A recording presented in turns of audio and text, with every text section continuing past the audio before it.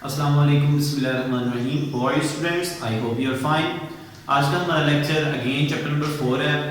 कल हमने chapter number 4 जो है वो हाफ उसकी ट्रांसलेशन जस्ट पढ़ी थी। आज हम उसका नेक्स्ट हाफ जो है वो डिस्कस करेंगे और आज मैं आपको बताऊंगा कि किस तरह कल हमने बेसिकली पढ़ा था कि हम अपने ज़ख्म को किस तरह ठीक कर सकते हैं। पहले हमने पढ़ा था कि आपने ज़ख्म को अच्छी तरीके से साफ़ करना है। ठीक है, जब आपने ज़ख्म को साफ़ कर लेना है तो आपने उसके ऊपर कौन सी क्रीम या कौन सा किस तरह की ऑइंटमेंट है जिसका आपने इस्तेमाल करना है। और उसके बाद हमने पढ़ा था कि किसके ज़रिए आप अपने ज़ख्म को डाल सकते हैं।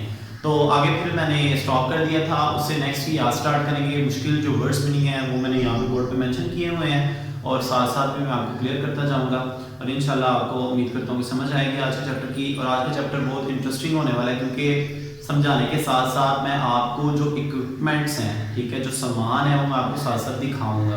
ठीक है, उससे फिर आपको मज़ीद समझ आएगी कि कौन कौन सा जो सामान है वो इस्तेमाल किया जाता है किसी भी ज़ख्म को ठीक करने के लिए। तो आइए अपनी ट्रांसलेशन अगेन स्टार्ट करते हैं जहाँ पे हमने कल स्टॉप की थी। अप्लाई एन एंटीबायोटिक, सॉरी ये तो हमने कर ली थी। यहाँ से है change the dressing, change the dressing, पट्टियों की तब्दीली कि पट्टी को हमने किस तरह जो है वो तब्दील करना है। Change the dressing at least, पट्टी तब्दील करें एट लीस्ट कम अज कम डेली, रोजाना, और या व्हेन एवर जब इट बिकम्स वेट और डर्टी। वेट कहते हैं गीला को और डर्टी होता है गंदा।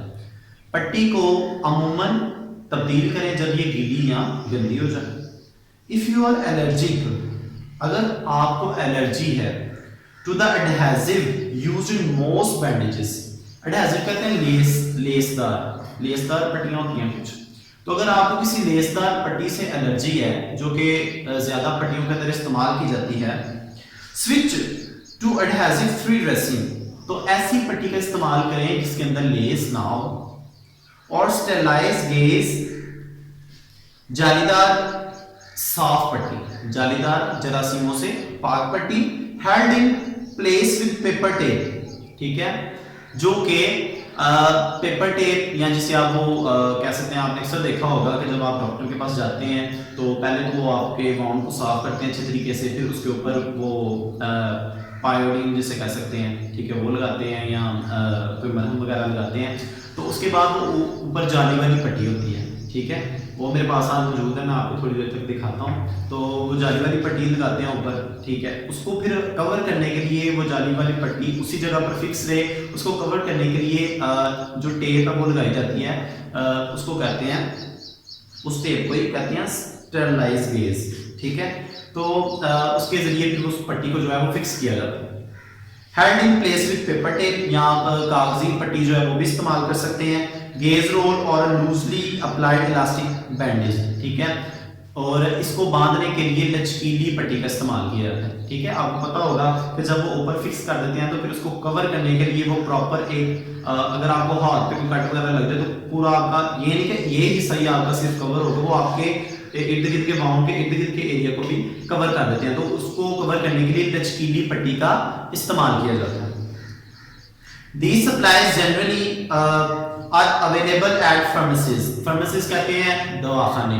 तो ये जितना भी सामान है ये दवाखानों पर आपको मुयस्सर है, वहां पर आपको मिल सकता है।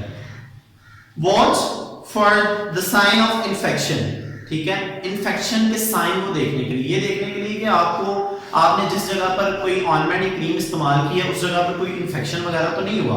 तो आप क्या कर सकते हैं, सी योर डॉक्टर, अपने डॉक्टर से राब्ता करें, अपने डॉक्टर को दिखाएं। If the wound is not healing, अगर आपका जख्म ठीक नहीं हो रहा, और यू नोटिस एनी रेडनेस, अगर आपको वहां पर कोई सुर्खी नजर आती है, इंक्रीजिंग पेन या दर्द में इजाफा नजर आता है, ड्रेंज, ड्रेंज का मतलब मैंने यहां पे मेंशन किया है, ड्रेंज का मतलब होता है बहती हुई पीप, ठीक है।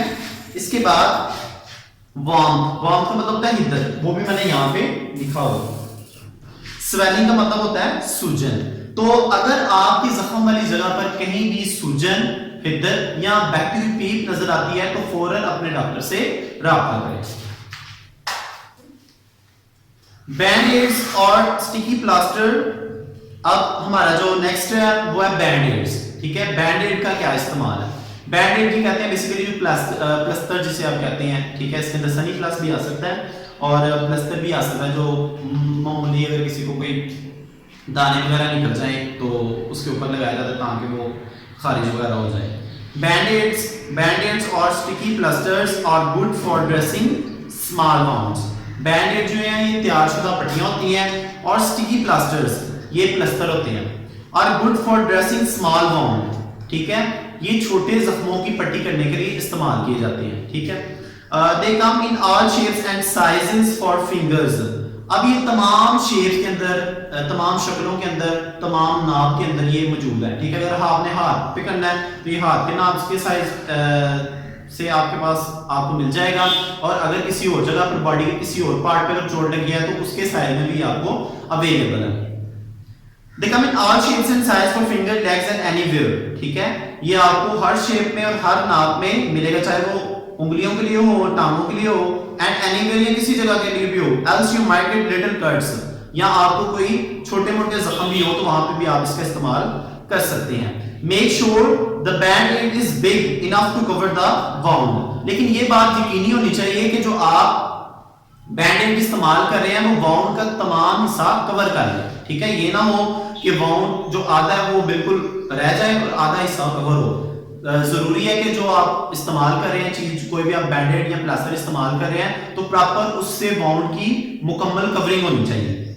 If not you should use a dressing instead, अगर वो नहीं कवर हो रहा तो फिर उसकी बजाय आप खुद पट्टी करेंगे। इलास्टिक बैंडेजेस, लचकीली पट्टियां। The elastic bandages are good for wrapping. Wrapping का मतलब मैंने यहाँ पे लिखा हुआ है, wrapping का मतलब होता है लिपटा हुआ होना, ठीक है, लपेटने के लिए। The elastic bandages are good for wrapping sprain joints. Sprain कहते हैं मोच आना, joints जोड़ों में, और making a sling in the case of a broken arm, ठीक है। sling कहते हैं झूला पट्टी को। अगर आपको किसी जगह पर मोच आ जाए, किसी जोड़ के अंदर मोच आ जाए, यहाँ आपका बाजू टूट जाए तो आप यहां पर झूला पट्टी का इस्तेमाल कर सकते हैं। गेज एंड एडहेसिव टेप, अब मैं आपको ये एडहेसिव टेप दिखाने लगा हूं, ठीक है। ये जाली वाली टेप होती है, ठीक है, ये आप देख सकते हैं, ये क्लियरली आपको नजर आ रही है जाली वाली टेप है, ठीक है। तो इसको तब लगाया जाता है जब आप क्रीम वगैरह लगा लें तो उसके ऊपर इसको फोल्ड करके इसके ऊपर क्रीम वगैरह लगा के जख्म के ऊपर लगाया जाता है। आप यहाँ पर कॉटन का भी इस्तेमाल कर सकते हैं, ठीक है, कॉटन भी मेरे पास यहाँ पे मौजूद है, ठीक है। तो जिस चीज से इस पट्टी को कवर किया जाता है, ठीक है, तो ये हमारे पास मौजूद है, वो ये टेप है जिसे आप पेपर टेप कहते हैं, ठीक है। तो आप इन चीजों का इस्तेमाल करके किसी भी वाउंड की रिकवरी कर सकते हैं, किसी भी जख्म की रिकवरी कर सकते हैं। गेज पैड, जालीदार पट्टी और रोल और cloth pad that are placed directly on the wound to protect and control bleeding, ठीक है। अब ये जालीदार पट्टी या कपड़े वाला पैड, ठीक है, ये आप डायरेक्टली उसी जगह पर इस्तेमाल कर सकते हैं जिस जगह पर जख्म है, ताकि वहां से आपका खून जो है वो उसका बहना बंद हो सके। You will need adhesive tape to keep the gauze in place, ठीक है। तो इसके अलावा आपको इस जाली वाली पट्टी को फिक्स करने के लिए, जाली वाली पट्टी को उसकी जगह पर रखने के लिए आपको पेपर टेप का इस्तेमाल करना पड़ता है। In an emergency, a clean cloth, hand towel, clean t-shirt can be used to cover the wound. Emergency की सूरत हाल के अंदर आप साफ कपड़े का भी इस्तेमाल कर सकते हैं, हैंड टॉवल का इस्तेमाल कर सकते हैं, या ऐसी टी शर्ट जो बिल्कुल साफ सुथरी है, इमरजेंसी की सूरत हाल में आप उसका भी इस्तेमाल कर सकते हैं। Antiseptic wipes, alcohol swabs and cotton wool. Cotton wool मैंने आपको बता दिया, अल्कोहल स्वैब यहाँ पे मेरे पास मौजूद नहीं है, लेकिन ये भी वाउंड की रिकवरी के लिए इस्तेमाल किया जाता है। सेफ्टी पिन एंड ट्वीजर, आप उस पट्टी को बांधने के लिए सेफ्टी पिन का इस्तेमाल कर सकते हैं। सीजर, अब सीजर का क्या इस्तेमाल होता है? उस पट्टी को, उस जालीदार पट्टी को काटने के लिए सीजर का इस्तेमाल किया जाता है। पेपर टेप को काटने के लिए भी सीजर का इस्तेमाल किया जाता है। A pair of scissors is needed to cut the tape and gauze. जालीदार पट्टी और टेप को काटने के लिए सीजर का इस्तेमाल किया जाता है। लेटेक्स ग्लव्स, रबड़ के दस्ताने। आपको पता हो कि मोस्टली डॉक्टर्स जो हैं किसी भी मरीज की रिकवरी के लिए, किसी भी मरीज के जख्म को पट्टी करने के लिए अक्सर वो अपने हैंड्स के ऊपर ग्लव्स का इस्तेमाल करते हैं। उन ग्लव्स को कहते हैं लेटेक्स ग्लव्स, ठीक है, रबड़ के दस्ताने। तो ये इनका भी इस्तेमाल बहुत जरूरी है। इससे क्या होता है कि अक्सर मरीज की बॉडी के अंदर से खून वगैरह जो है वो बहना शुरू हो जाता है, तो उसके जो जरासीम है वो डॉक्टर के हैंड के ऊपर नहीं लगते, इस वजह से वो जो है वो लेटेक्स ग्लव्स का इस्तेमाल करते हैं। Latex gloves are always a good idea, ये बिल्कुल एक अच्छी मिसाल या ख्याल साबित होता है, स्पेशली खुसूसन if you are dealing with the body fluid of a stranger. जब आप डीलिंग हल कर रहे हो विद बॉडी फ्लूइड, किसी के बॉडी के मादे को, फ्रॉम अ स्ट्रेंजर, किसी अजनबी के जिस्म के स्याह मादे को, तो फिर आपको वो है लेटेक्स ग्लव्स जो है रबड़ के दस्ताने पहनने पड़ते ताकि उसका जो मादा है आपके जिस्म पर ना लगे। कैलामाइन लोशन, कैलामाइन लोशन जो है वो इसका किस तरह का इस्तेमाल है? कैलामाइन लोशन आपने अक्सर सुना होगा, कुछ ऐसी क्रीम्स वगैरह होती हैं जो आपको दर्द से छुटकारा हासिल कराती हैं। इसके अलावा सूरज की रोशनी से बचने के लिए बहुत ज्यादा सनस्क्रीन्स होती हैं। इसी तरह ये calamine lotion is used for soothing. Soothing का मैंने मतलब यहाँ पे लिखा है, सूथिंग, सूथिंग होता है आराम पहुंचाना, ठीक है। सनबर्न कहते हैं धूप या जलन, ठीक है, किसी भी धूप जलन से आराम पहुंचाने के लिए या आराम हासिल करने के लिए आप कैलामाइन लोशन का इस्तेमाल करते हैं। तो बेटा ये मुख्तलिफ चीजें थी जो कि फर्स्ट एड बॉक्स के अंदर इंक्लूडेड होती हैं, ठीक है, जिनके अलावा फर्स्ट एड बॉक्स जो है वो कंप्लीट नहीं होता। तो किसी भी जगह पर जो फर्स्ट एड बॉक्स है, किसी स्कूल के अंदर, किसी फैक्ट्री के अंदर, किसी ऑफिस के अंदर हमेशा फर्स्ट एड बॉक्स जो है वो मौजूद होना चाहिए, क्योंकि अक्सर इंसान की लाइफ के अंदर हंगामी सूरत हाल पैदा हो सकती हैं, तो इंसान को उनसे निपटने के लिए फर्स्ट एड बॉक्स की जरूरत पड़ती है। तो इसके अंदर, इसकी रिक्वायरमेंट्स के अंदर क्या क्या चीजें हैं ये मैंने बता दिया। लेटेक्स ग्लव्स होने चाहिए, कैलामाइन लोशन होना चाहिए, इसके अलावा थर्मोमीटर भी होना चाहिए, पैनाडोल की टैबलेट्स भी होनी चाहिए, दर्द से आराम देती हैं। इसके अलावा safety pin, tweezer, scissor, antiseptic wipes, cotton wool, gauze, adhesive tape, elastic bandages, band aid, ये सारी रिक्वायरमेंट्स हैं फर्स्ट एड बॉक्स के लिए। तो इन सब के साथ जो है वो एक फर्स्ट एड बॉक्स जो है वो कंप्लीट होता है। तो ये आज का चैप्टर हमारा क्लियर हो चुका है। इसके बाद आज हम इसके क्वेश्चन आंसर जो है वो डिस्कस करते हैं। इसके क्वेश्चन आंसर के साथ आज हम इसकी एक्सरसाइज जो है वो कंप्लीट करेंगे। तो फर्स्ट क्वेश्चन है इसका, you should not keep checking if the bleeding has stop, why? अगर खून बहना रुक गया हो तो आपको बार बार चेक नहीं करना चाहिए, क्यों? ठीक है, अगर खून रुक गया हो, ये हमने चैप्टर के अंदर इस चीज को पढ़ा है कि अगर आपने उस खून वाली जगह के ऊपर किसी कपड़े से दबाया हुआ है तो बार बार उसे चेक ना करें कि खून रुका है कि नहीं रुका। ऐसा करने से वो जो जख्म वाली जगह वो डैमेज हो सकती है। अगर वो रिकवर हो रही है तो फिर दोबारा से वो डैमेज हो जाएगी, दोबारा से वो बर्बाद हो जाएगा। तो ये इसका आंसर। आगे, why is it necessary to keep away soap from the wound?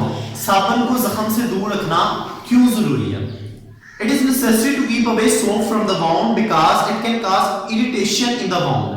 साबुन को जख्म से दूर रखना इसलिए जरूरी है क्योंकि ये जख्म वाली जगह के अंदर सोजिश पैदा कर सकता है। इस वजह से साबुन को जख्म वाली जगह से दूर रखना चाहिए। How is an antibiotic cream or ointment good in healing the wound? किस तरह जरासीम कश जो क्रीम है या मरहम है वो जख्म के लिए मुफीद है? The use of antibiotic cream is good as it fosters the body's natural healing process. मैंने आपको कल भी बताया था कि ये जो एंटीबायोटिक क्रीम है, ठीक है, ये जो क्रीम है, ये जो लोशन, जो भी चीजें हैं, ये जख्म को जल्द ठीक नहीं करती, लेकिन ये जख्म की कुदरती तौर पे शफायाबी के लिए उसके अंदर मददगार साबित हो सकती है। ये नहीं कि आपने क्रीम लगाई तो उसी वक्त आपको आराम आ गया, नहीं, लेकिन साथ साथ जो कुदरती अमल है उसके अंदर ये जो है वो अमल दरामद करती है, उसके साथ साथ ये जो है वर्क करती है और उसके अंदर बेहतरी लाती है। What should you do if you are allergic to adhesive material used in most bandages? कि अक्सर पट्टियों के अंदर कुछ एलर्जिक एडहेसिव मटेरियल, ठीक है, ऐसा मटेरियल, ऐसा सामान जिससे आपके जख्म के अंदर एलर्जिक हो सकती है, वो क्यों आप इस्तेमाल करते हैं? If you are allergic to adhesive material used in most bandages, you should use adhesive free dressing. तो आपको क्या करना चाहिए, आपको इस तरह की पट्टियां इस्तेमाल करनी चाहिए बगैर लेस वाली जो हो, ठीक है, जिनके अंदर इंफेक्शन के चांसेस बहुत कम हो, जिससे आपके जख्म को, आपके बाउंड को कोई भी नुकसान ना पहुंचे। क्वेश्चन नंबर 5 है, when do you need to see a doctor, कि आपको डॉक्टर की मदद की जरूरत कब पड़ती है। We should see the doctor if the recovery is slow or if the wound is infected, कि जब हमारी वाउंड की रिकवरी जो है वो स्लो हो जाए, जब हमारी जख्म की जो सेहत याबी है वो आहिस्ता हो, ठीक है, उसके अंदर प्रॉपर वर्किंग ना हो, ठीक है, यहाँ कोई हमें इन्फेक्शन वगैरह हो जाए तो फिर हमें डॉक्टर की जरूरत पड़ती है। What should your first aid kit consist of, आपकी फर्स्ट एड की किट जो है वो किसके ऊपर मुश्तमिल होनी चाहिए। मैंने आगे बता दिया आपको कि फर्स्ट एड की किट जो है वो मुख्तलिफ चीजों पर मुश्तमिल है, जिसके अंदर सीजर हो सकता है, बैंड एड हो सकता है, प्लास्टर हो सकता है, गेज हो सकता है, कॉटन हो सकता है, इसके अलावा सनी प्लास हो सकता है। तो ये चीजें जो है, लेटेक्स ग्लव्स भी है इसके अंदर, कैलामाइन लोशन भी है, तो इन चीजों के जरिए जो है वो आपका फर्स्ट एड बॉक्स जो है वो कंप्लीट होता है। तो इनके अलावा फर्स्ट एड बॉक्स जो है वो कंप्लीट नहीं होता, और आपको किसी भी मरीज की मदद करने के लिए एक फर्स्ट एड बॉक्स की जरूरत होती है। तो बेसिकली ये बेटा ये बहुत इंटरेस्टिंग चैप्टर था उन स्टूडेंट्स के लिए जो इब्तदाई तिब्बी इमदाद से फायदा उठाना चाहते हैं और जो इसकी तरबियत हासिल करना चाहते हैं। वैसे भी आपको इन चीजों के बारे में पता होना चाहिए, क्योंकि अक्सर इंसान की लाइफ के अंदर बहुत से ऐसे हालात वाक़यात पेश हो सकते हैं जब उनको इन चीजों से निपटने की जरूरत पड़ती है, और इन चीजों से निपटने के लिए उनको फिर इन सब चीजों की भी जरूरत पड़ती है। तो उम्मीद करता हूं कि आपको लेक्चर की समझ आई होगी। अब आपने इसकी ट्रांसलेशन को और इसके क्वेश्चन आंसर्स को अच्छे तरीके से याद कर लेना है, और अगर किसी बच्चे को किसी चीज के अंदर भी कोई कंफ्यूजन है तो वो कमेंट करके मुझसे पूछ सकता है, मैं इंशाल्लाह उसके बारे में जरूर वीडियो बनाऊंगा। Thank you so much for watching. Allah Hafiz.